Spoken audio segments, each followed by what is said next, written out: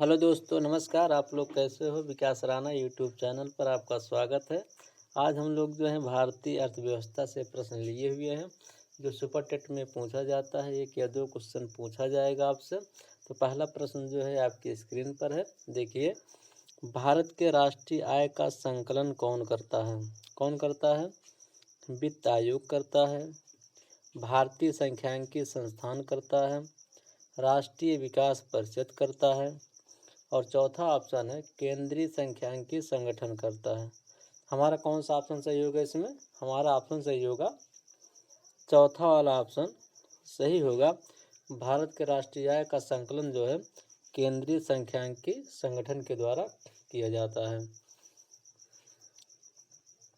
दूसरा प्रश्न है, भारत में कर्मचारियों हेतु महंगाई भत्ता तय करने का आधार क्या है?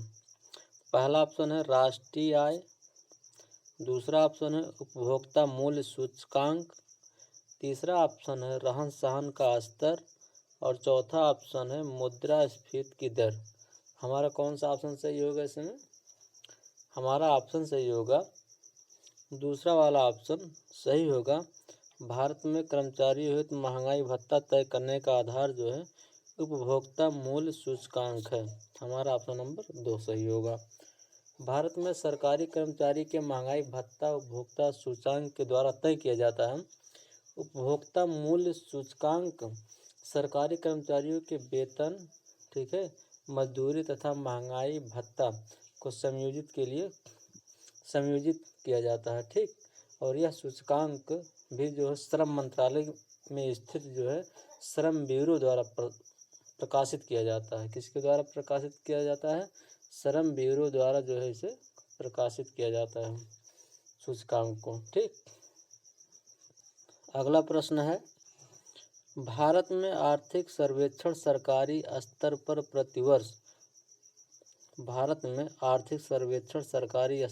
प्रतिवर्ष कौन प्रकाशित करता है? पहला ऑप्शन है भारतीय रिजर्व बैंक, दूसरा ऑप्शन है नीति आयोग, तीसरा ऑप्शन है वित्त मंत्रालय और चौथा ऑप्शन है वाणिज्य मंत्रालय। हमारा कौन सा ऑप्शन सही होगा इसमें? हमारा ऑप्शन सही होगा तीसरा वाला ऑप्शन सही होगा। वित्त मंत्रालय के द्वारा जो है भारत में आर्थिक सर्वेक्षण सरकारी स्तर पर प्रतिवर्ष जो है प्रकाशित किया जाता है। आर्थिक समीक्षा जो है वित्त मंत्रालय का एक दस्तावेज है जो है 12 महीने में जो है भारतीय अर्थव्यवस्था में घटनाक्रमों की समीक्षा करता है, ठीक है। और दस्तावेज को बजट सत्र के दौरान जो है संसद के दोनों सदनों में पेश किया जाता है, ठीक। अगला प्रश्न हमारा है, भारत में छुपी बेरोजगारी मुख्य रूप से किस क्षेत्र में है? पहला ऑप्शन है कृषि क्षेत्र में, दूसरा ऑप्शन है ग्रामीण क्षेत्र में, तीसरा ऑप्शन है फैक्ट्री क्षेत्र में और चौथा ऑप्शन है शहरी क्षेत्र में। हमारा ऑप्शन कौन सा सही होगा इसमें? हमारा ऑप्शन सही होगा पहला वाला ऑप्शन सही होगा। भारत में छुपी बेरोजगारी मुख्य रूप से किस क्षेत्र में है? कृषि क्षेत्र में है। तो भारत में जो है छिपी हुई बेरोजगारी का अर्थ यह है कि जिसकी सीमांत उत्पादकता शून्य हो, ठीक है। और छिपी हुई बेरोजगारी की अवधारणा किसने दी थी? प्रोफेसर नर्क्स ने दी थी। किसने दी थी? प्रोफेसर नर्क्स, ठीक है, प्रोफेसर नर्क्स ने दी थी, ठीक। अगला प्रश्न है, लॉरेंज वर्क क्या दर्शाता है? मुद्रास्फीति दर्शाता है, बेरोजगारी दर्शाता है, आय वितरण दर्शाता है या गरीबी दर्शाता है? हमारा ऑप्शन इसमें कौन सही होगा? हमारा ऑप्शन सही होगा तीसरा वाला ऑप्शन सही होगा। लॉरेंज वक्र जो है क्या दर्शाता है? आय वितरण दर्शाता है, ठीक है। लॉरेंज वक्र जो है कुल आय व जो है आय प्राप्तकर्ताओं के मध्य व्याप्त विषमता को दर्शाता है, ठीक है। और इसके अनुसार यह दर्शाया जाता है कि देश के कुल आय में 50% या 60% आबादी को कितना भाग मिल रहा है। 5 या 10% धनी लोगों को कितना प्रतिशत हिस्सा मिल रहा है, ठीक है। जबकि जो है मुद्रास्फीति बाजार की ऐसी स्थिति है जिसमें मुद्रा का मूल्य गिरता है तथा जो है वस्तु की कीमत में वृद्धि होती है। ठीक, अगला प्रश्न हमारा क्या है, भारत की कितने प्रतिशत आबादी कृषि कार्यों में संलग्न है? 85%, 70%, 55%, 40%। हमारा ऑप्शन सही होगा, तीसरा वाला ऑप्शन सही होगा। 55% जो है आबादी कृषि कार्यों में संलग्न है। भारतीय अर्थव्यवस्था जो है ये कृषि प्रधान है। कैसी और व्यवस्था है? कृषि प्रधान है और इसके समस्त जनसंख्या का 59% भाग कृषि कार्य से जुड़ी है। कितने? 59% जनसंख्या जो है कृषि कार्य से जुड़ी हुई है। और भारत की कुल श्रम शक्ति का लगभग जो है 55% भाग कृषि में लगा हुआ है, कुल श्रम का जितने। ठीक है, अगला प्रश्न है, वह वस्तुएं जिनकी कीमत बढ़ने पर खपत बढ़ जाती हैं उसे क्या कहते हैं?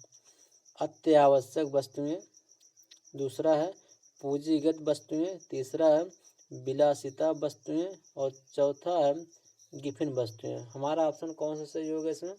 हमारा ऑप्शन सही होगा चौथा वाला ऑप्शन सही होगा, गिफिन वस्तुएं।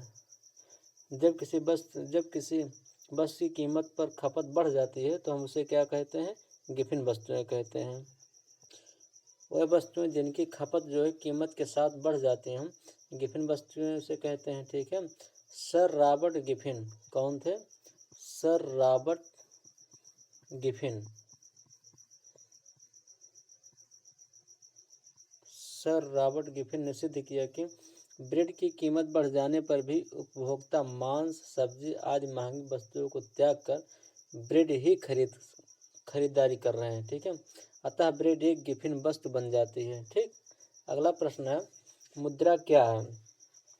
पहला ऑप्शन विकास और पुनर्वित्त एजेंसी है, दूसरा ऑप्शन है कृषि बीमा योजना है, तीसरा है खोजा गया नया उपग्रह है और चौथा है शहरी नागरिककरण के लिए विकास और नियामक प्राधिकरण है। हमारा ऑप्शन कौन सा सही होगा इसमें? हमारा ऑप्शन सही होगा पहला वाला ऑप्शन सही होगा, मुद्रा जो है विकास और पुनर्वित्त एजेंसी है। ठीक, अगला प्रश्न है, प्रधानमंत्री जन धन योजना क्या है? ठीक है, पहला ऑप्शन है देश में वित्तीय समावेश को बढ़ावा देना, दूसरा ऑप्शन है देश के गरीब लोगों को ऋण दिलाना, तीसरा ऑप्शन है निर्वासित समूह को वित्तीय सहायता उपलब्ध कराना और चौथा ऑप्शन है पिछड़े क्षेत्रों की महिलाओं को प्रोत्साहित करना। हमारा ऑप्शन कौन सही होगा इसमें? हमारा ऑप्शन सही होगा देश में वित्तीय समावेश को बढ़ावा देना, पहला वाला ऑप्शन सही होगा। प्रधानमंत्री जन धन योजना क्या है? देश में वित्तीय समावेश को बढ़ावा देना। यहाँ पर देश ने लिखा है, यहाँ पर में होगा। ठीक है, अगला प्रश्न है, प्रधानमंत्री मुद्रा योजना की घोषणा किसके नेतृत्व में की गई थी? पहला ऑप्शन है जवाहरलाल नेहरू, दूसरा ऑप्शन है इंदिरा गांधी, तीसरा ऑप्शन है मनमोहन सिंह और चौथा ऑप्शन नरेंद्र मोदी। हमारा ऑप्शन कौन सा सही होगा? हमारा ऑप्शन जो है चौथा वाला ऑप्शन सही होगा। प्रधानमंत्री मुद्रा योजना की घोषणा जो है नरेंद्र मोदी के शासन काल में की गई थी। ठीक, हमारे चैनल को सब्सक्राइब करिए, कमेंट करिए, शेयर करिए। जय हिंद।